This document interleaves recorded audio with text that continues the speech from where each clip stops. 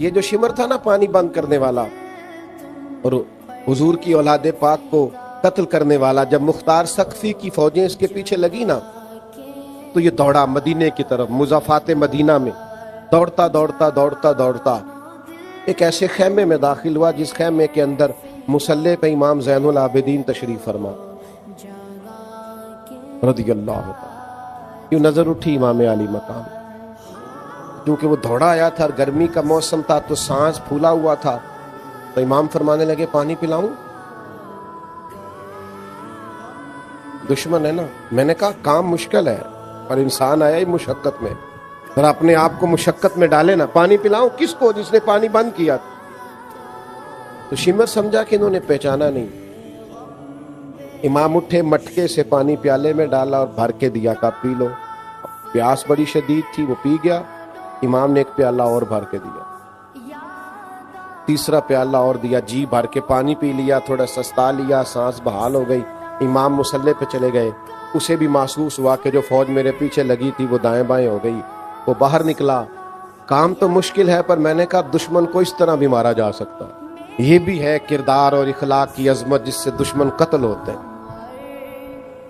وہ باہر جا کے نا تو وہ شرم سے پانی پانی ہو گیا، لوٹ کر پھر اندر آیا۔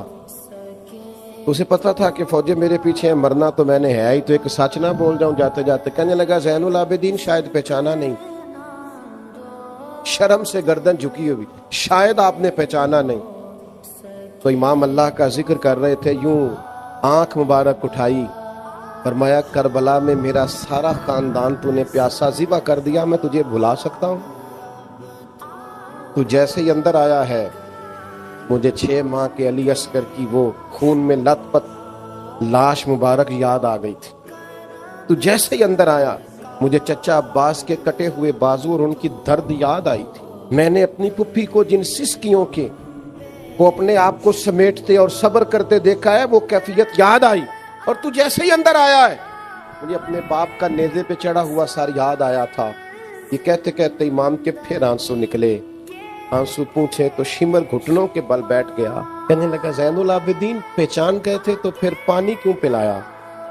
تو امام نے یوں کر کے آنسو پوچھے، کہنے لگے مجبور بڑا ہوں نا، علی کا پوتا ہوں، میں کروں کیا؟ میں علی کا پوتا ہوں، سیدہ کا پوتا ہوں، میں حسین کا بیٹا ہوں، میرے گھر کا رواج ہی کچھ اس طرح کا ہے، میں اپنی خاندانی وجاہت سے مجبور ہوں، تمہارا کام پانی بند کرنا ہے، ہمیں سکھایا گیا ہے دشمن بھی آئے تو پیالے بھر بھر کے پلانا ہے۔